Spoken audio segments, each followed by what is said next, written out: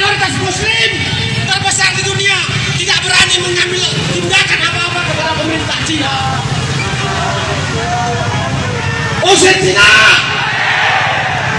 Kita melihat sekarang bagaimana